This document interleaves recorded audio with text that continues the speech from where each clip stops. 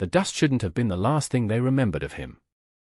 It settled on the raw pine of his coffin, a fine, pale shroud that mirrored the color of the sky, and it puffed from the boots of the men who lowered him into the unyielding earth.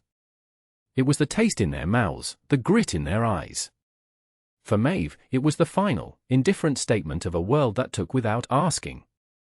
Her father was gone, and the land was already reclaiming the small space he had occupied. Now, Mr. Finch stood on their porch, his hat turning in his hands, a gesture of feigned sympathy that did little to soften the blow. The house, the small plot of land, the crooked fence Maeve had helped her father mend just last spring, none of it was theirs. It belonged to the bank, a consequence of a debt they never knew existed.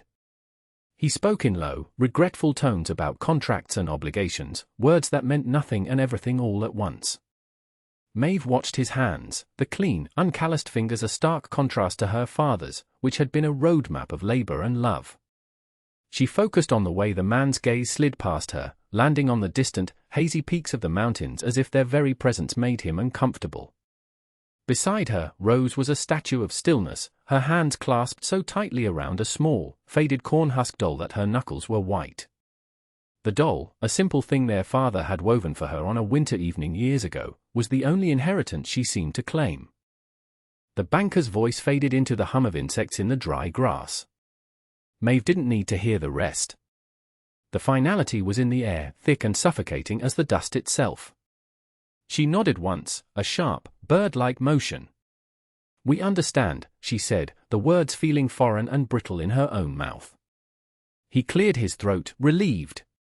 Clear's throat, he mumbled something about giving them until morning, a kindness that felt like another form of cruelty. Then he was gone, his departure marked by another small cloud of dust that was soon erased by the breeze. The sisters stood on the porch of the house that was no longer their home, the silence pressing in. The sun began its slow descent, painting the sky in violent streaks of orange and rose, a beautiful, painful reminder of all the sunsets they would no longer watch from this spot. That night, the small room at the town boarding house felt like a cage. The air was stale with the ghosts of 100 other transient lives, and the thin mattress crackled with every movement. By the weak light of a single tallow lamp, they sorted through the few possessions they had been allowed to take. Worn dresses, a few dented pots, their mother's locket, and their father's heavy tool chest. It was this last item that held Maeve's attention. It was too heavy to carry far, its contents mostly useless to them now. Yet she couldn't bring herself to leave it. She ran her hand over the scarred wood, remembering the scent of pine shavings and oil that always clung to her father. As she lifted a tray of chisels, her fingers brushed against a piece of wood that felt different, a plank that sat just slightly askew at the bottom.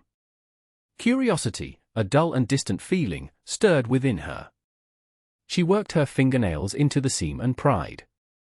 The false bottom lifted with a soft groan, revealing a shallow, hidden compartment. Inside lay a small packet wrapped in oilskin and tied securely with twine. Her name, Maeve, was written on it in their father's familiar, blocky script. Her breath caught in her throat. Rose, who had been folding their last clean blanket, looked over, her eyes wide in the flickering light. Maeve's fingers trembled as she unwound the twine and unfolded the stiff, waxy cloth. Inside was a single sheet of paper and a small, sealed tin of matches, a treasure in itself. The letter was short, the words pressed hard into the paper as if he had been fighting to get them out. "My dearest girls," it began. "If you are reading this, then the time I prayed would never come is here. I have failed to keep you safe in this world, but I tried to make another. A heart in the stone. A place for you. Do not trust anyone. Go to the mountains. Follow the crooked pine that points to the North Star. Find the dry creek that runs uphill in the spring thaw. Where the canyon wall weeps, there is a door. Be brave. I am always with you," were the words blurred. A heart in the stone. It was a phrase he had used in his stories, a mythical place of perfect safety. To see it written here, as a tangible instruction, felt like a dream. Maeve read the directions again and again, burning them into her memory. It was a fool's hope, a dying man's fantasy. And yet, it was all they had. Rose came to her side and placed a hand on her shoulder. He didn't fail, she whispered, her voice thick with unshed tears. He just finished his work somewhere else. The town was still asleep when they left, shrouded in the cool, grey mist that came before the dawn. They didn't look back at the boarding house, nor at the dark shape of the land office, nor at the dusty street that led to the small plot of earth where their father lay. To look back was to invite a weakness they could not afford. Their past was a ghost, and they were walking away from it, one deliberate step at a time. They carried everything they owned in 2 canvas sacks slung over their shoulders. Dried beef, a small bag of flour, 2 full water skins, the blankets Rose had folded, and the precious tin of matches. The letter was tucked deep inside Maeve's shirt, a warm, crinkling secret against her skin. The land began to change almost immediately. The flat, tired earth of the town gave way to a rolling landscape of hardy scrub and pale, sun-bleached grasses. The ground grew harder underfoot, the soil turning rocky as the foothills began to rise before them like a promise and a threat. The sun climbed, and the mist burned away, revealing a vast, mercilessly blue sky. Maeve kept her eyes down, her focus narrowed to the next few feet of ground. She measured their progress in the shifting length of their shadows, in the burning ache that was beginning to settle deep in her calves. The letter was a map, and she was its instrument. Her mind was a ledger of their dwindling resources, 2 skins of water, maybe 3 days of food if they were careful. There was no room for grief, no space for fear. There was only the next step, and the one after that. Rose, by contrast, walked with her head up. She seemed to be absorbing the world, collecting it. She noted the frantic scramble of a lizard across a hot stone, the silent passage of a hawk circling high overhead, the way the light caught the fine, silvery web strung between the branches of a mesquite bush. She was seeing the world their father had loved, the world he had prepared them for in small, quiet lessons they hadn't even realized they were learning. "The yarrow is blooming early," she said once, her voice quiet in the immense silence. Maeve just grunted in response. She didn't have the energy for plants. They rested in the thin shade of a rock outcropping during the hottest part of the day. The silence between them was not empty, but filled with the rhythm of their shared existence. "We drink now," Maeve said, uncorking one of the skins. Just a little. Rose nodded, taking the skin and sipping slowly, her eyes on the distant, jagged line of the mountains that was their destination.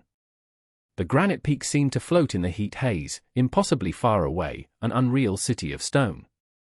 Days blurred into a single, continuous effort of walking, climbing, and enduring. They were in the mountains now, deep within a world of stone and silence. The air grew thin, sharp and cold in their lungs, a stark contrast to the oppressive heat of the plains below. The landscape was a testament to brutal, ancient forces, a chaos of shattered rock, sheer cliffs, and treacherous slopes of loose scree. The sun was a white glare by mid-morning. The friendly green of the foothills had been replaced by the stark palette of the high country, grey and brown rock, the dark, angry green of stunted pines, the startling, painful blue of the sky. Their progress slowed to a crawl. A day's hard journey might cover only a few miles. One afternoon, the leather strap on one of their sacks gave way, sending a precious pot clattering down a ravine, the sound unnervingly loud in the stillness. Another day, a water skin snagged on a sharp branch, and they watched in horror as a dark, wet patch spread on the canvas of Maeve's sack. A quarter of their water was gone in an instant. That night, doubt, a cold and creeping vine, began to twist in Maeve's gut. She lay awake, staring at the brilliant, indifferent stars, listening to Rose's steady breathing beside her. This was madness. They were chasing a ghost story, a fairy tale scribbled on a piece of paper. Her father, in his grief and sickness, could have imagined it all. They were going to die out here, and their bones would be picked clean by buzzards and bleached by the sun. She squeezed her eyes shut, fighting the panic that threatened to overwhelm her. The next morning, it was Rose who found their salvation. While Maeve grimly surveyed their last half-full water skin, Rose wandered away, her eye scanning the base of the cliff face. She followed a faint, green line of moss, a color so vibrant it looked painted on the grey stone. "Maeve," she called out, her voice calm. Over here, tucked into a deep crevice, hidden behind a curtain of ferns, was a slow, steady drip of water, seeping directly from the rock.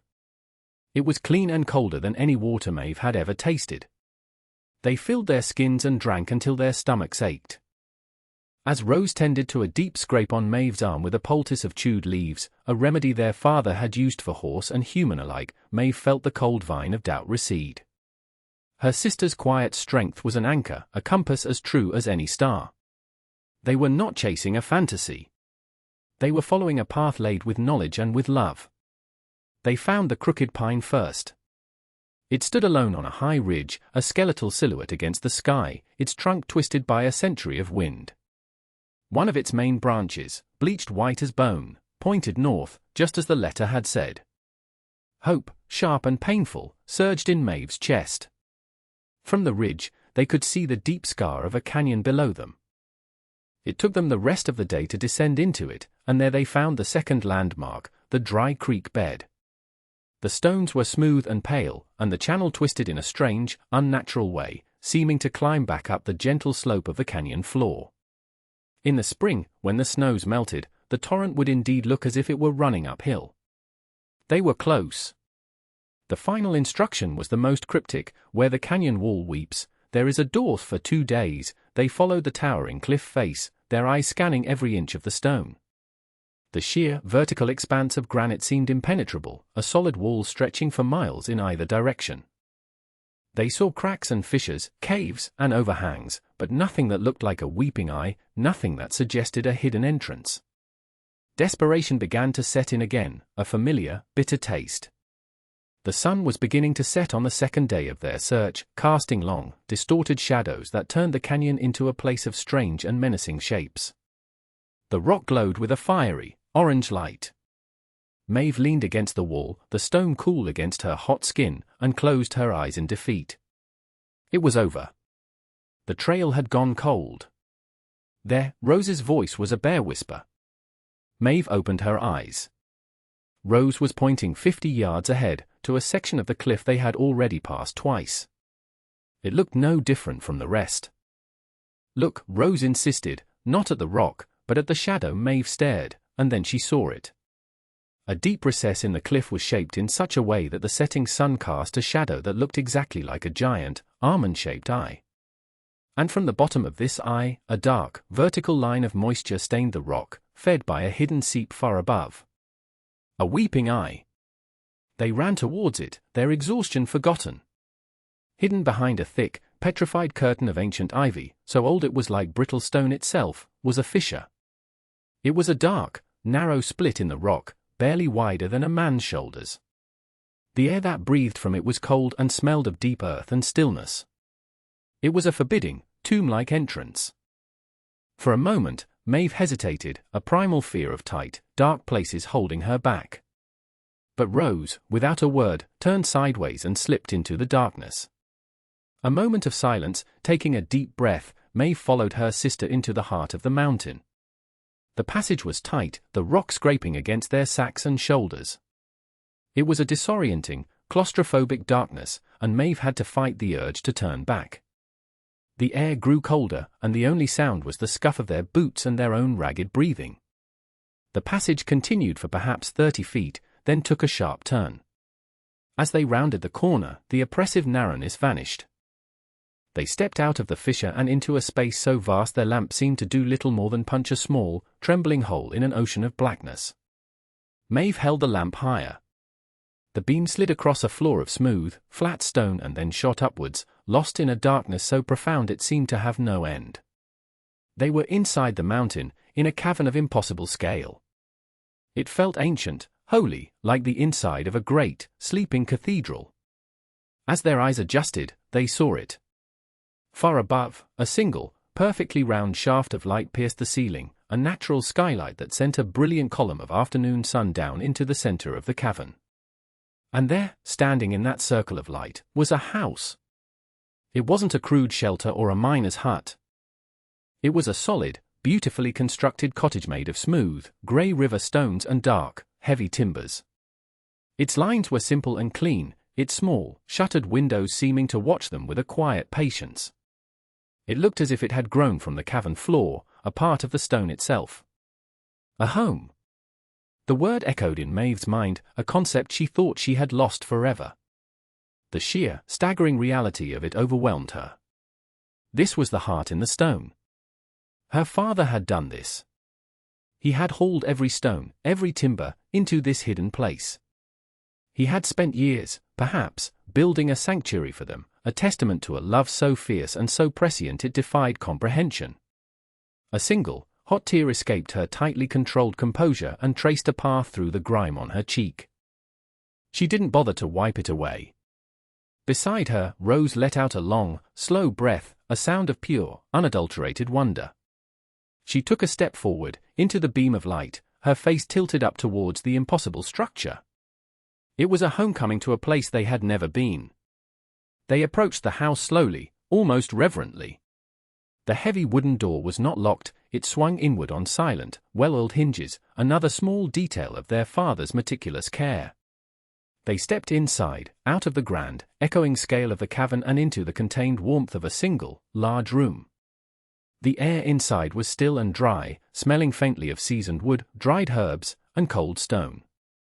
The light from the open door, supplemented by the soft glow from two carefully placed openings high in the wall, illuminated a space of perfect, practical order. Against the far wall stood two simple cots, their frames sturdy and clean, with thick wool blankets folded neatly at their feet. In the center of the room, a large, flat-topped stone served as a table, flanked by two simple, three-legged stools. To the right, a great hearth of black stone was built directly into the wall of the house, its mouth gaping and cold, but with a generous supply of split, dry firewood stacked neatly beside it. But it was the shelves that made them both stop and stare. Not wooden shelves, but ledges carved with incredible precision directly out of the rock face that formed the back wall of the house. Upon these shelves stood a silent army of sealed clay jars, earthenware crocks, and metal tins. It was a library of survival. Maeve lifted the lid from one of the nearest jars. It was filled to the brim with dried beans. The next held flour, finely milled and white. Another held rice. They opened a tin, salted beef, packed in fat. There were sacks of potatoes and onions in a cold, dark alcove, looking as fresh as the day they were harvested. There were tins of coffee, bags of salt, and jars of dried apples. On a set of pegs driven into the wall hung a collection of well-maintained tools, an axe, a saw, a hammer, several knives. He had thought of everything. Then Rose made another discovery. A thin, shallow channel had been expertly carved into the stone floor, originating from a small, damp fissure in the cavern wall. It guided a tiny, constant trickle of clear water across the room and into a deep, hollowed-out basin near the hearth. A source of fresh, clean water, right inside their home. On the central table lay a single, leather-bound book. It wasn't a diary filled with emotions, but a ledger of life in this place. His familiar handwriting detailed the flow of the spring, noting it was strongest after a rain. He had mapped the patterns of light from the skylight through the seasons. He listed the edible plants that grew in the pockets of soil near the cavern entrance and warned against the poisonous ones. It was his voice, calm and practical, reaching across the silence to guide them still. As the column of sunlight from the skylight overhead faded and withdrew, the cavern was plunged into a profound and absolute darkness. The blackness was a physical presence, pressing in on the small stone house from all sides. The world outside their door ceased to exist, replaced by a silent, echoing void. The cold, which had been a pleasant coolness during the day, now seeped from the stone, a deep chill that went straight to the bone. "We need a fire," Rose stated, her voice sounding small in the vast emptiness. Maeve nodded, the motion lost in the gloom. The act of building that first fire felt like a sacred ritual, a consecration of their new home. Maeve knelt before the great stone hearth, her hands moving with a purpose that pushed back the fear of the immense darkness. She laid the kindling, dry twigs and strips of bark their father had left in a neat pile, in a careful lattice. Over this, she placed larger pieces of split pine. Her movements were sure and steady, a muscle memory from 1,000 other fires built in a world that now seemed a lifetime away. Rose came to kneel beside her, holding the small tin of matches. She opened it carefully, the metallic scrape of the lid startlingly loud. She took one match, her fingers deft, and struck it against the rough stone of the hearth. The match head flared with a sizzle, a tiny, brilliant sun in the oppressive dark. She touched the flame to the tinder. For a heart-stopping moment, it only smoldered, a wisp of grey smoke curling upwards. Then a small, hungry flame licked at a piece of bark, hesitated, and caught. It grew, spreading through the kindling, crackling softly.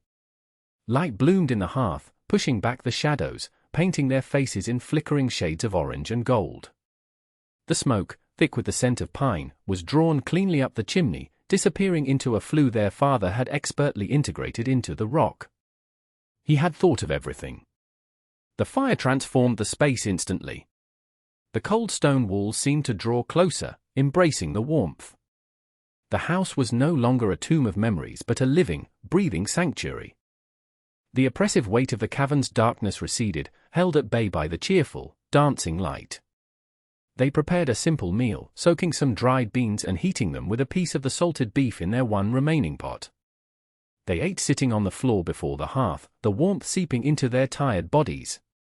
The food was plain, but it was the first meal that did not taste of grief and desperation. It tasted of safety. It tasted of hope. The only sound was the crackle and pop of the burning wood, an echo that filled the vast, silent space around them, a steady heartbeat in the heart of the stone. Weeks passed, and the rhythm of their lives settled into a quiet, industrious routine dictated by the single column of light that moved across the cavern floor. They rose when it first appeared and slept when it was gone. They learned the cavern secrets, the places where pale, edible mushrooms grew in the damp shadows, the high ledges where cave swallows built their mud nests. They discovered a small patch of fertile soil near the entrance, fed by the same seep that supplied their water, and they planted a small garden with the seeds their father had left them, beans, squash, and hardy greens. The work was grounding, the simple act of tending to new life a powerful antidote to the losses they had endured. Maeve found a purpose in the physicality of their survival, chopping wood, maintaining the tools, securing their stores. She felt her grief slowly transforming, hardening into a quiet resolve. Rose, in her gentle way, made the house a home. She found colorful, smooth stones in the creek bed to line the windowsill and wove mats from the tough grasses that grew near the entrance. A fragile peace settled over them, born not of ease, but of competence and security. Their world had shrunk to the size of this cavern, but within its stone walls, they were safe. They were sovereigns of a silent kingdom. Then, one night, the silence was broken. They were preparing for sleep when a sound echoed from the direction of the entrance passage. It was a sharp, scraping noise, the sound of something hard being dragged against rock. They both froze, listening. It came again, louder this time, followed by the distinct sound of pebbles skittering across the stone floor. It was not a natural sound. It was not the settling of the mountain or the whisper of the wind in the fissure. It was the sound of something coming through the passage. Fear, an old and unwelcome acquaintance, returned in an icy rush. Their sanctuary, their impenetrable fortress, had been breached. Maeve's hand went instinctively to the heavy iron poker resting by the hearth. Its weight was a cold, solid comfort. With a single, swift motion, Rose reached over and pinched the wick of their lamp, plunging the room into near-total darkness, save for the faint, dying glow of the embers in the fireplace. They stood motionless in the dark, straining to hear. The sound came again, much closer now. It was a sound of immense effort, of a large, heavy body forcing its way through the narrow opening, a rasping, grunting struggle. Panic tightened its grip on Maeve's chest. A person? A prospector, perhaps, who had stumbled upon their secret. The thought of a stranger violating this sacred space, of losing this last refuge, was unbearable. She thought of her father, of the years of labor and love he had poured into this place. She would not let it be taken from them. She gripped the poker tighter, her knuckles white, and moved silently to stand beside the door, ready to defend the only home she had left. The silence that followed was more terrifying than the noise. The scraping and grunting had stopped, replaced by a stillness so complete it felt as if the mountain itself were holding its breath. Maeve and Rose stood frozen in the darkness of the stone house, their hearts hammering against their ribs. Every small creak of the cooling timbers, every soft hiss from the dying embers, seemed magnified 100 times in the echoing void of the cavern. Maeve's arm ached from the tension of holding the heavy iron poker aloft. Minutes stretched into what felt like an hour. Had the intruder given up? Had they retreated back through the fissure? Or were they waiting, just outside the door, listening as intently as they were? The thought sent a fresh wave of cold dread through her. They spent the rest of the night huddled together on one cot, a single blanket wrapped around their shoulders, taking turns keeping watch over a door that never opened. The darkness of the cavern felt different now, no longer a protective mantle, but a menacing shroud that could be hiding anything. When the first, faint hint of grey light appeared in the high skylight, signaling the approach of dawn, the relief was so profound it was physically painful. As the light grew, slowly illuminating the vast space, Maeve knew they could not wait any longer. With the poker still clutched in her hand, she nodded to Rose. "Stay here," she mouthed, her voice a dry whisper.